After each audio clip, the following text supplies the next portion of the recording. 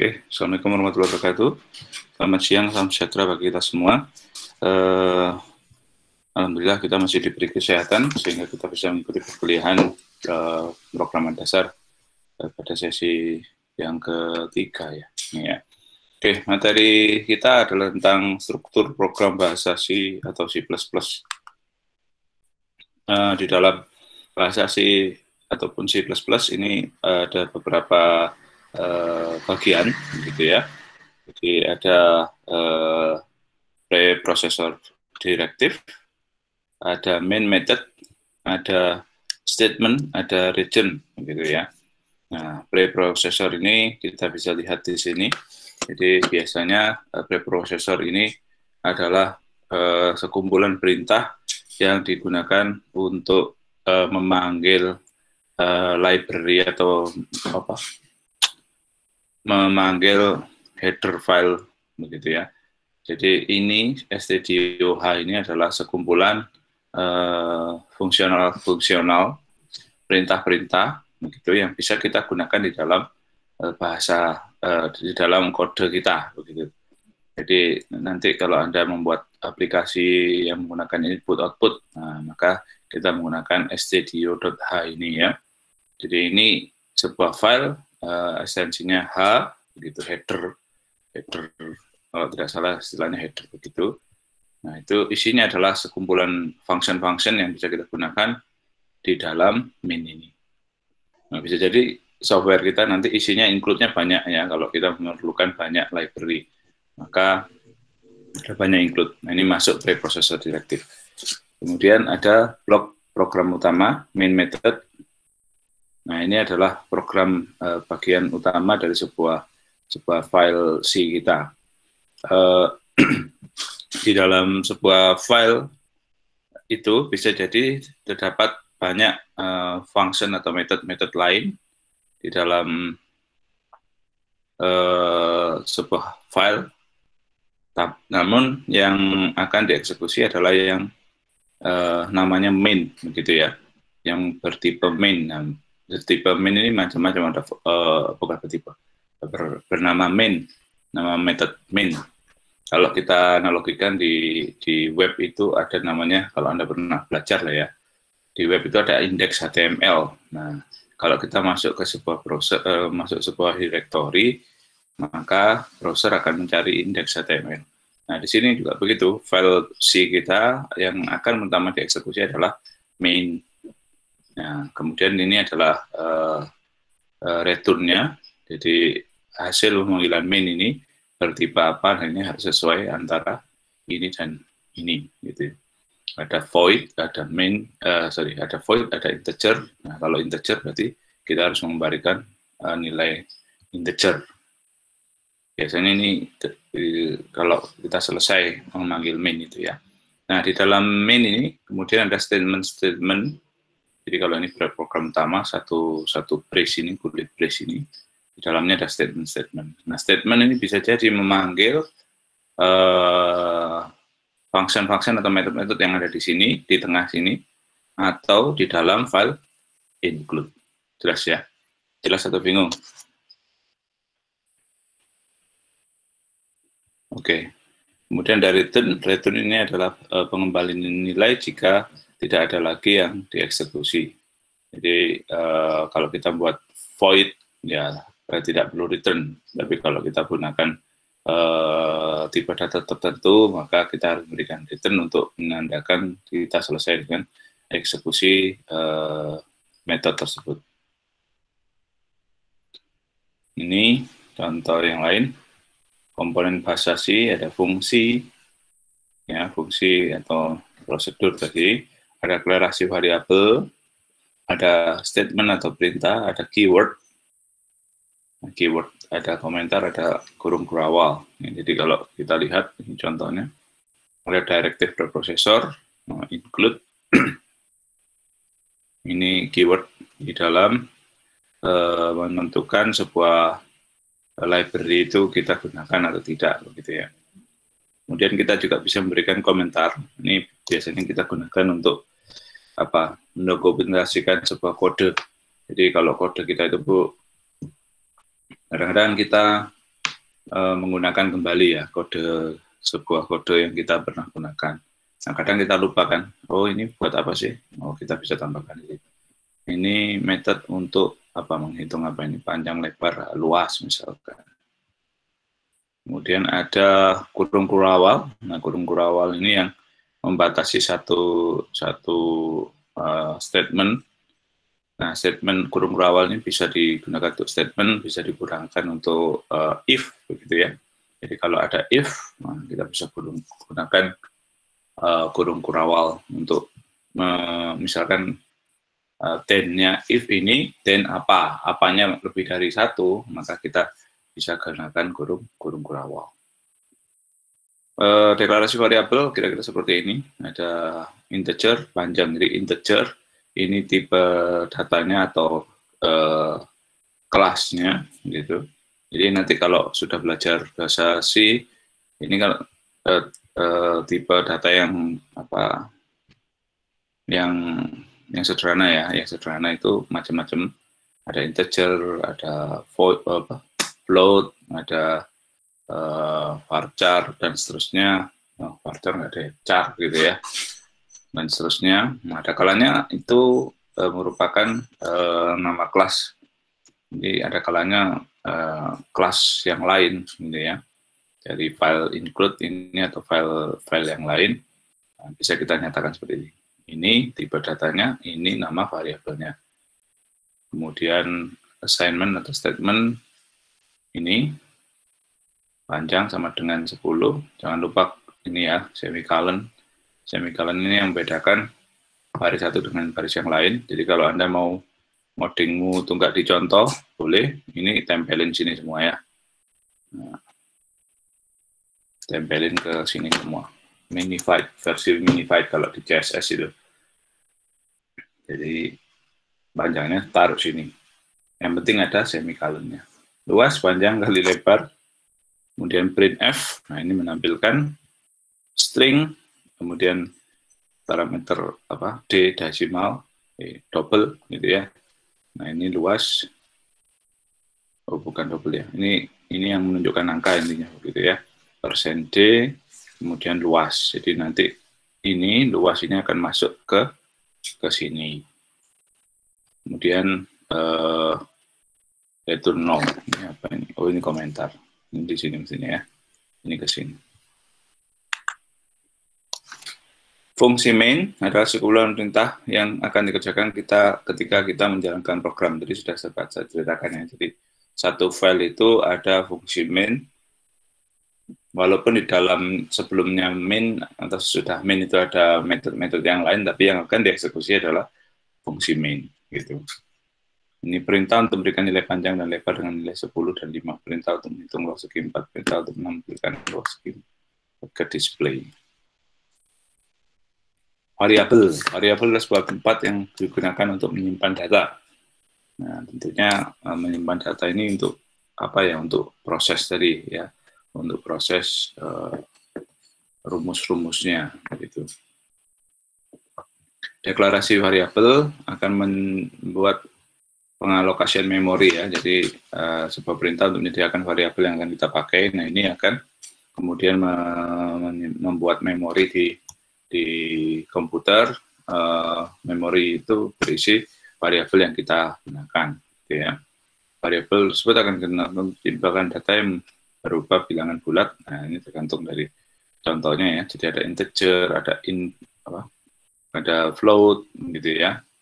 Ada double gitu ya. Nah, kalau integer itu bulat, kalau float itu pecahan gitu ya.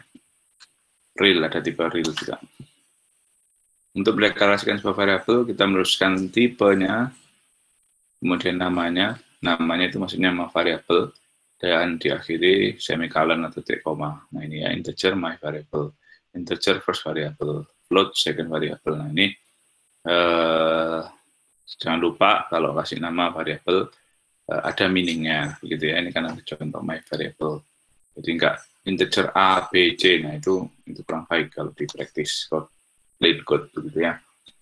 Aturan dalam pemberian nama variabel. Nama variabel hanya boleh berisi dari huruf, angka, garis, underscore. Karena pertama harus berupa huruf. Kemudian case sensitif, ini luas dan luas besar dianggap dua hal yang berbeda. Nah, jadi jangan lupa besar kecilnya. Kata kunci yang sudah ada di dalam bahasa yang kita gunakan tidak boleh dipakai variabel. Jadi keyword, ya, keyword itu perintah yang dipahami oleh bahasa C, begitu ya, yang dimiliki oleh fungsi internalnya. Nah, ini tidak boleh kita gunakan sebagai nama variabel. Ini perintah statement digunakan untuk memerintahkan komputer untuk melakukan sesuatu. Ya. Perintah panjang 10, maka memerintahkan komputer untuk mengisi variabel panjang dengan nilai 10. Begitu pula dengan perintah lebar sama dengan 5. Nah, perintah luas ini adalah mengisi atau diisi dengan value dari variabel panjang kali lebar, nah, maka akan tersimpan di luas. Kemudian perintah ini memerintahkan komputer menampilkan isi panjang lebar luas. Ini mestinya enggak ya, mestinya memerintahkan komputer menampilkan isi variabel luas ke layar, karena di sini hanya luas saja. Nah, kalau mau panjang lebar dikasih ini persen D-nya 3 gitu ya. Nah, ini sebuah statement diakhiri titik koma kecuali statement tertentu, ada if, for, include, dan seterusnya. Ini nilai minimum dan maksimum, jadi nanti Anda bisa baca sendiri ya. Semakin besar kita gunakan long, float, double gitu ya, semakin besar memori yang digunakan di komputer. Jadi kalau Anda nanti ngoding untuk komputer mini gitu ya, Arduino, apalagi macam-macam itu ya, ya sebaiknya diperhatikan ini ya, karena kalau terlalu besar nanti boros memori gitu ya. Ini tadi sudah ya, variabel digunakan menyimpan data, sudah skip saja. Nah, ini contohnya tadi sudah, tipe data, integer, mengisi begini. Nah, menginisialisasi itu adalah proses mendeklarasi sekaligus memberi nilai awal, begitu ya.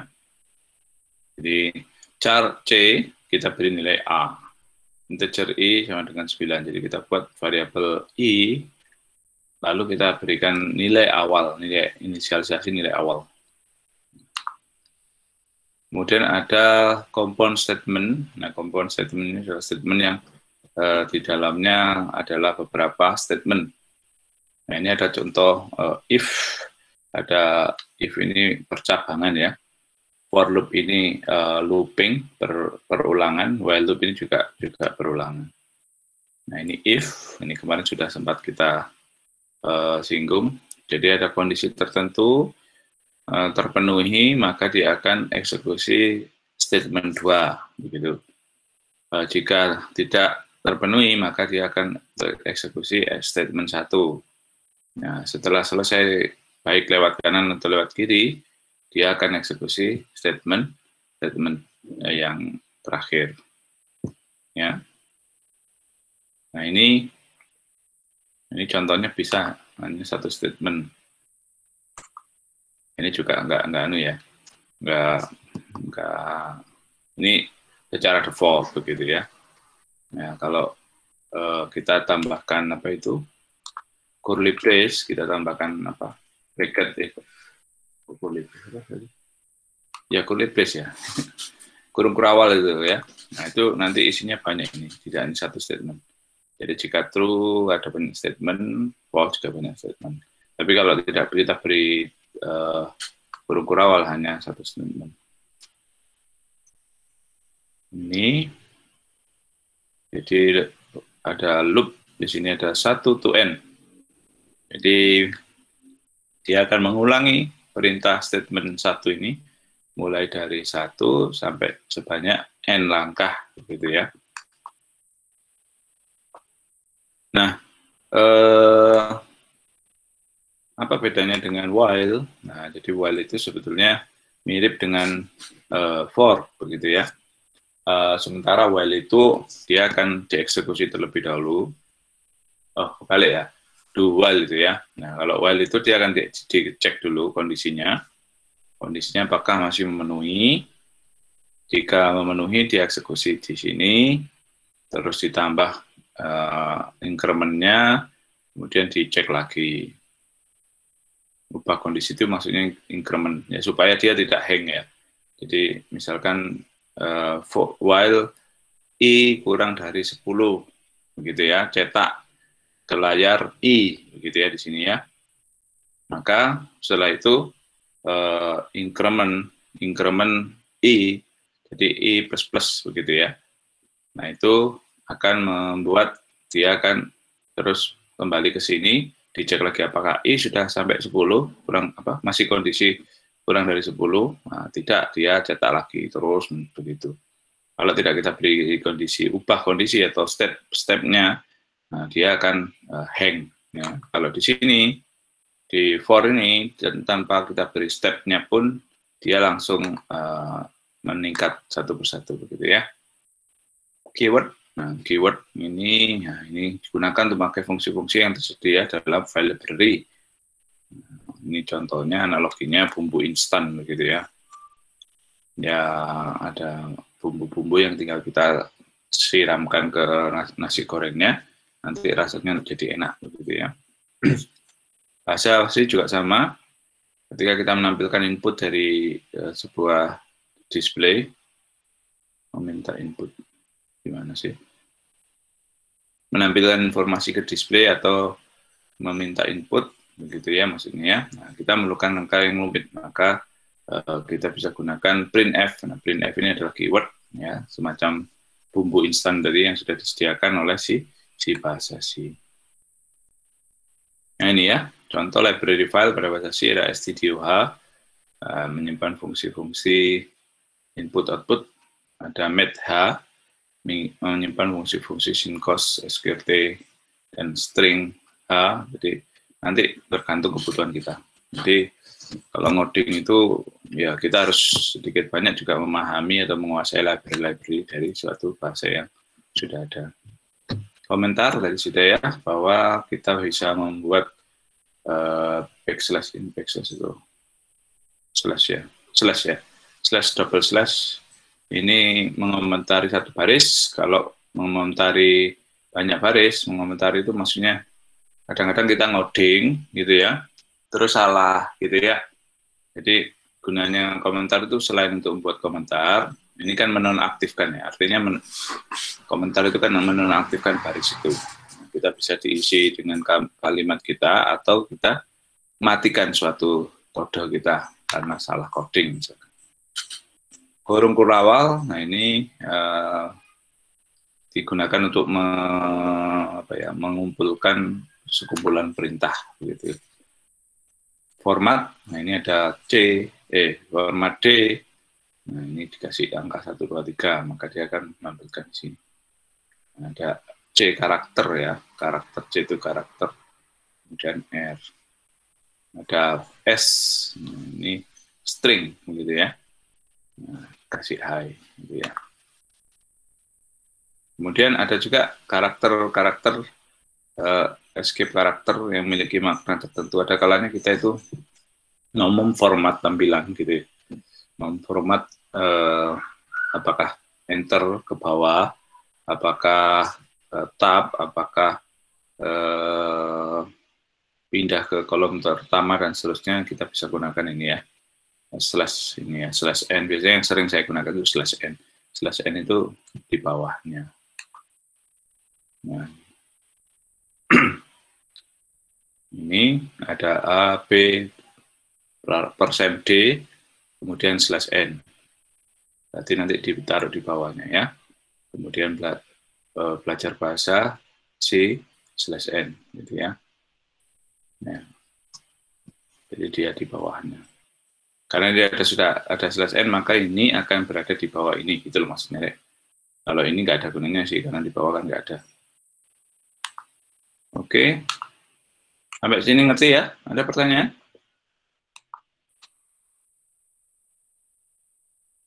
Lihat ya.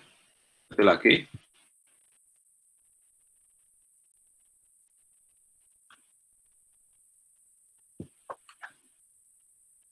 Berikutnya adalah input-output ekspresi dalam bahasa C untuk C++. Nah, input digunakan untuk mendapatkan nilai dari dari pengguna begitu ya. Nah, pengguna ini bisa input, output report, bisa mendapatkan dari apa itu file dan seterusnya. Atau output adalah operasi menampilkan value dari suatu variabel atau string tertentu. Nah, kita bisa gunakan ini ya, input ini ada scanf. Nah, kalau saya familiar pakai cin gitu ya, cin, cout. Itu tapi di C++. Kalau di C pakai scanf begitu. Nah, ini contohnya ya, kita punya ini jangan lupa stdoh, kemudian main, integer angka, masukkan angka, scanf. Nah, ini ada dan angka. Nah, ini artinya apa? Artinya nanti akan ada inputan di layar, masukkan angka. Kita ketik 1, 2, 3. Nah, 1, 2, 3 akan tersimpan ke dalam variabel angka. Kemudian kita tampilkan lagi, angka yang Anda masukkan adalah %D variabel angka. Jadi scanf ini untuk input, outputnya menggunakan printf. Nah ini, ini yang sering saya gunakan ya. Jadi salah saya pakai ini aja ya, karena nggak ribet, nggak pakai ini ya persen-persenan. Saya nggak suka ribet-ribet kayak gitu. Tapi ya memang kadang perlunya begitu ya. Tapi saya prefer seperti ini. Nah ini ada cout. Nah, cout ini tampilkan ke layar ya. Jadi ini unik ya. Kalau di sini kan pakai kurung ya. Kalau cout sama cin ini pakai ini, pakai panah-panah ini ya. Pakai kurang dari sama dengan dan kurang dari begitu. Tapi praktis, nggak perlu formatting gitu. Integer angka, cout masukkan angka, cin angka, cout lagi angka yang dimasukkan adalah ini contoh menggunakan IOStream ya. Proses sederhana disebut proses sederhana karena dipandang sebagai proses yang mempunyai aliran masukan dan sebuah keluaran. Proses sederhana dalam pemrograman komputer terdiri dari pemanggilan metode, penggunaan aritmatik, itu perhitungan aritmatik, kedua itu ya. Dan dalam flowchart digambarkan seperti ini. Jadi ada kalanya kita membuat metode lain, begitu, metode lain untuk perhitungan apa yang akan dipanggil oleh main. Nah, maka kita bisa gunakan bentuk seperti ini di flowchart. Nah, itu proses ini kalau yang dijadikan satu kodenya ya di main itu, tapi kalau dikeluarkan ini menjadi prosedur ini. Nangkep ya? Nangkep atau bingung ya?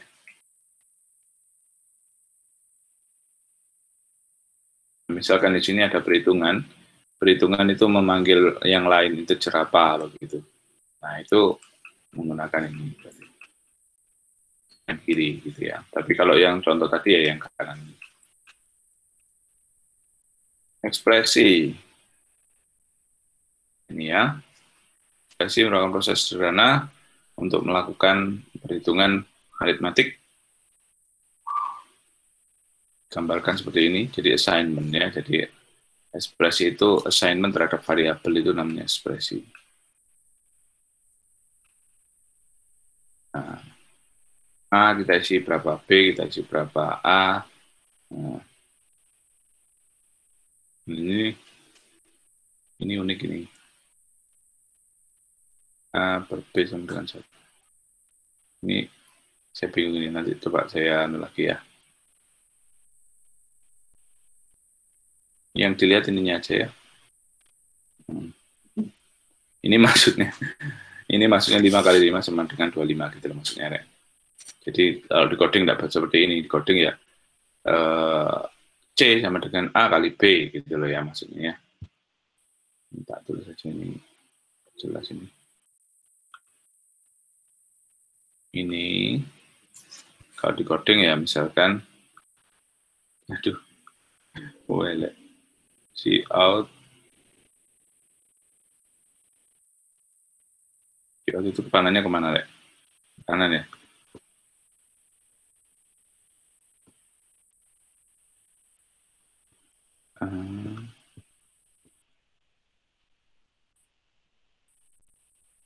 Kali apa asterisk.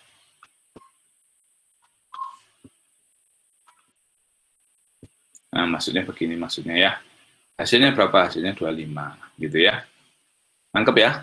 Jadi nggak bisa di coding begini, nggak bisa. Maksudnya kamu coding A kali B sama dengan 25 nggak bisa. Yang bisa itu yang C out ini. Nah, dia mau menjelaskan. Pak, C out ke kiri, Pak. Kebalik ya? Ya, bisa. Kebalik ini C in ya. Ini maksud saya begitu ya. Screen penghapusnya mana?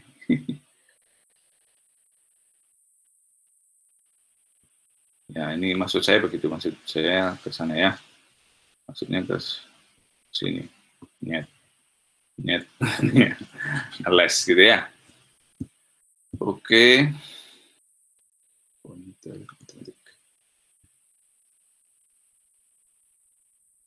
Nah, ini juga begitu. Dilihat matematik. Nah, ini pembagian. Anda harus ingat kalau pembaginya nggak boleh dengan 0. Karena infinite. Ya.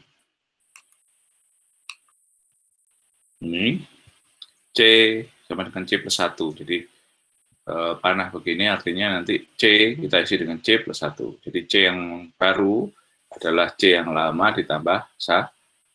Atau pakai begini, atau C plus plus atau plus plus C gitu ya. Jadi kalau begini kita bisa ketikkan di sini seperti ini ya. Kalau plus 2 ya di sini C plus sama dengan 2 gitu ya. Kalau plus 1 pakai ini saja cukup. Kalau plus 10 ya ini C plus sama dengan 10 gitu ya. Apa ini? Nah ini tidak boleh maksudnya ya. Ini karena C plus 1 ini nanti kemana? Ya harus ada. Kalau Anda menggunakan flowchart harus ada, untuk pseudocode harus ada ini assignment ini ya. Jadi assignment-nya kemana? Jadi C plus 1 disimpan kemana? Gitu ya. Operan dan operator, operan berupa variabel, operator itu simbol operasi, gitu ya. Ini tidak boleh bertingkat.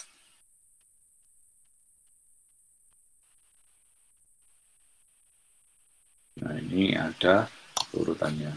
Jadi kita bisa gunakan urutan-urutan ini ya. Jadi tidak boleh bertingkat itu maksudnya kita harus convert dulu begitu loh ya. Jadi ini dikonvert dulu jadi apa satu baris ini. Kemudian dikasih kurung gitu ya. Kemudian dibagi, kasih kurung ini kurung tutup, taruhlah X gitu loh ya. Caranya bagaimana? Caranya kita gunakan ini. Ada kurung ya. Nah ini not. Jadi kalau not itu pakai ini ya. Tidak sama dengan itu bukan pakai packer itu, sharp itu, tapi pakai ini. Bukan pakai lebih dari kurang dari ya. Kalau Anda pernah ngoding yang lain mungkin bahasa yang lain ada yang pakai tanda lebih dari kurang dari. Tapi kalau di C ini menggunakan tanda seru.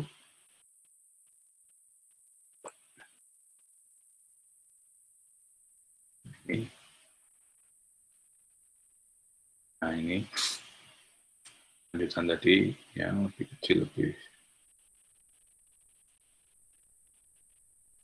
Ini jadi kalau if itu biasanya menggunakan sama dengan 2. Yang Anda ingat-ingat ya, kalau ada if itu menggunakan sama dengan 2. Tapi kalau assignment itu hanya 1. Jadi if I sama dengan 2, if I sama dengan 100 misalkan, maka ya I sama dengan 2 kali 100, begitu kalau di if ya. Jadi tidak bisa hanya 1. Ini kalau ditulis dalam rekaman C jadinya seperti ini. Yang saya jelaskannya.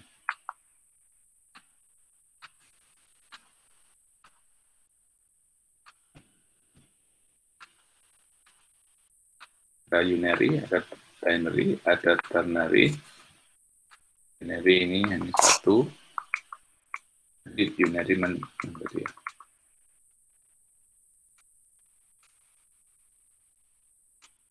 Binary sebelum ini.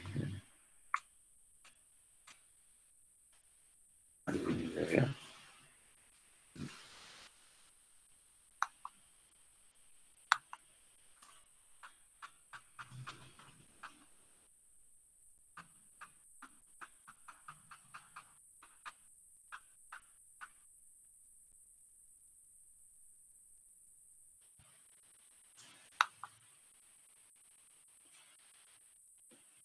Ini satu operan. Kalau binary ini 2 operan dan binary 3 operan. Berdasarkan jenis operasi, operator dalam bahasa C dapat dikelompokkan menjadi beberapa, yaitu penugasan, logika, aritmatik, dan relasional, kemudian ada bitwise. Nah, ini binary operator. Nah, ini contohnya tadi A plus B, begitu ya. Nah, jadi isi berapa, begitu ya. Nah, ini penugasan. Nah, ini operatornya di sini ya.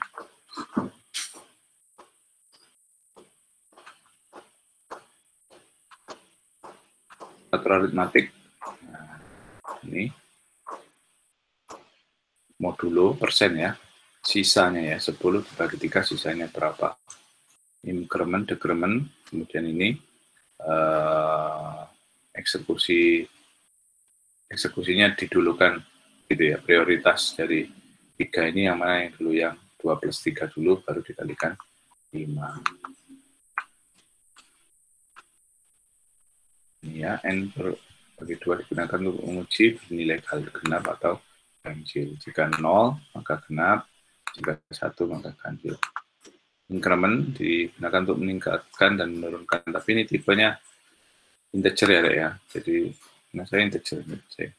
Kalau nggak integer dia tidak mau dikasih plus begitu.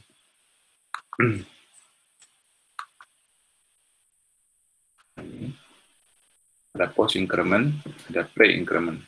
Post itu artinya setelahnya, kalau pre itu sebelumnya. Nah, sebelumnya itu ya N-nya sekarang berapa, sebelumnya ditambahkan gitu ya. Jika sistem increment standalone, maka N plus atau plus N sama artinya dengan N plus 1. Nah, ini artinya begitu ya. Nah, ada yang seperti ini. Plus N ditambah 1 baru diproses terhadap ekspresinya. Nah, N plus langsung diproses terhadap ekspresinya tanpa ditambah 1 terlebih dahulu. Kemudian ada operator aritmatik. Nah, ini combine operator. Nah, ini bisa dimasukkan ke sini ya. Masukkan ke sini. Kalau Anda bingung pakai cara seperti ini gitu ya. Ini lebih orang familiar, tapi kalau begini ya artinya sebetulnya seperti ini.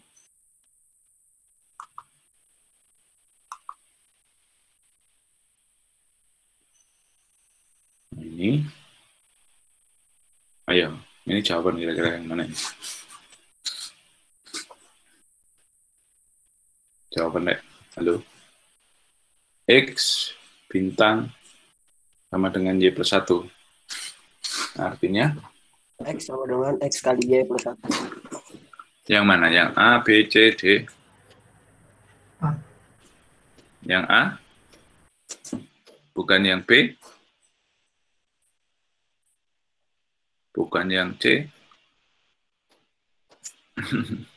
Ya, simple kok ya, intinya. Ini kita transformasi menjadi seperti ini kan? Nah, kita transformasi menjadi seperti ini. Reverse. Nah, ada kalanya kita memerlukan perbandingan. Ya, ini biasanya digunakan untuk kondisi if, kondisi while, gitu ya. Nah, ini ada sama dengan, ada tidak sama dengan, lebih kecil dari, lebih besar, kurang dari, sama dengan. Ada ternary namanya ini, ternary. Kalau conditional accent. Nah, jadi ada kalanya kita jumpai yang 3. Kalau tadi kan binary kan cuma 2. Karena kalau ternary seperti ini. Contohnya ini ya. Jika A kurang dari B, ini bacanya ya. Saya cari cara bacanya. Z ini akan bernilai, begitu ya. Jika A kurang dari B, maka Z akan bernilai A. Atau apa? Selain itu, Z akan bernilai B. Jelas ya?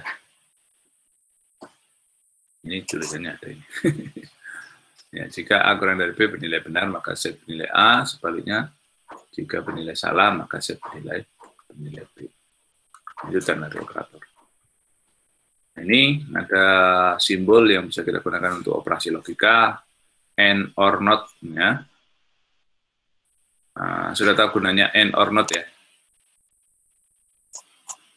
Ini saya ini tidak pakai 0101 ya. Kalian sudah paham logika, Rek? Gerbang logika, Rek? Sudah ya? 0 dan 1 itu N-nya berapa? Ya, nanti belajar di rangkaian logika ya. Operan dan operator logika harus punya nilai boolean true atau false. Ini nilai error.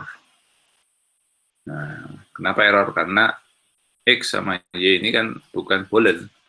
Nah, untuk mendapatkan tidak error, ya berarti kan kita cek apakah X lebih dari Y. Nah, apakah 5 lebih dari 0? Oh iya, gitu ya. Oh ya, itu maksudnya boolean dia, true, gitu ya. Nah, kemudian Y lebih dari 0, lebih dari sama dengan 0, ya.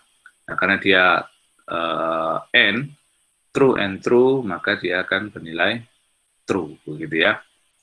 Jadi N itu ini, true, true, gitu ya. Apapun, kalau N ya, kalau dua-duanya true baru bernilai true, lainnya false semua, gitu ya. Kalau ini or, ini pokoknya ada satu nilainya true, ya true, begitu ya. Kalau false semua pasti false. Oke, seperti itu. Bitwise, lupa ingat saya ya. Geser piring saya. A24, B35, C, A, bacanya apa ini? NB ya? N. Oh, ini pakai anu ini. Dirubah dulu jadi biner. Nah, ini ya. Ini tapi jarang saya gunakan ini ya. Biner 24 itu ini 01100 24. 20 ini berapa ini? Lupa ya, jarang hitung biner ya. Ini 1, ini 2, ini 8, ini berapa? 16 ya. 16. Ya, itulah pokoknya. Nah, ini digeser. Jadi kalau pakai A dan B, maka di N-kan. Jadi kalau N-nya bagaimana? 01, N0. Dia akan bernilai true, manakala apa?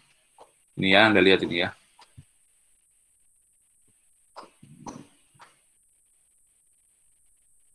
Jadi bitwise itu kayak gini. Tapi jarang saya gunakan. Jarang. Pemahamannya jarang. Tapi kalau Anda buat software untuk apa itu string manipulation gitu ya, untuk enkripsi, ini bagus ini. Nah, ini di N kan. Nah, kalau OR, nah ini berarti di OR kan ya. Kalau OR kan berarti setiap ada 1 pasti bernilai 1, ini OR ya, ini ya. Nah, ini yang saya kasih 1 ini yang bernilai 1. Ini OR ya. Hasilnya berapa ini? 1, 1, 1, 0, 1, 1. Itu disempelkan deh jadi 9. Oke, ngerti ya? Bitwise kira-kira seperti itu. Sama kayak tadi ya, XOR. Gerbangnya XOR. Nah, nanti Anda cari saja. Komplement kebalikannya. Nanti transformasi jadi 0 jadi 1 gitu ya. Nah, ini dibalik. Yang 0, yang 1 jadi 0, 0 jadi 1. Jadinya begini. Ini komplement. Divide, ini geser. Nah, ini. Jadi yang digeser yang mana ini ya? Ini sak paket ini digeser ke sana. Terus gitu ya. Geser kanan 3 bit. Berarti hilang 3 gitu ya. Hilang 3 ini 2K. Tinggal yang ini aja. Thread segini. Oh, benar kan 9. Oke. Itu. Nah, ini ya. Latihannya ini. Nanti tak taruh di e-link ya. Oke, sampai sini ada pertanyaan enggak?